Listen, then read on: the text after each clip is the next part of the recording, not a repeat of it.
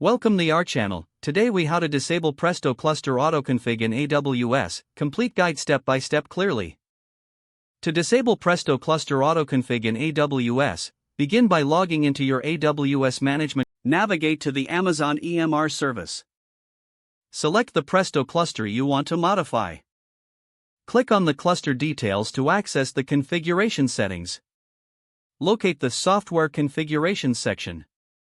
In the Software Configuration, find the Edit option. Click on Edit to modify the cluster settings. Look for the auto-scaling settings within the configuration. Disable any auto-scaling features that are currently enabled. Next, navigate to the Bootstrap Actions tab. If there are any Bootstrap actions related to auto-configuration, remove them. Confirm that all changes have been made by reviewing the settings. To apply your changes, click on the Save Changes button. Once you save, the cluster settings will be updated. Monitor the cluster to ensure it functions properly without the autoconfig. Make any additional adjustments if needed based on your use case. Your Presto cluster should now be successfully configured without autoconfig enabled. If the page does not load, refresh the browser or try again in a private or incognito window. Make sure you are using the correct email address, then retype it carefully to avoid small typos. If your password is not accepted, use the reset option and create a new strong password you can remember.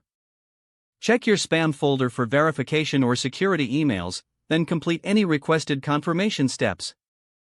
Enable two-factor authentication if available to improve account security and reduce unauthorized access risk. After signing in, review your profile details so your contact information and settings are accurate and current. If you see an error message, note it down and try again after restarting your device and internet connection. Log out when you finish, especially on shared devices, to keep your account and payment information secure.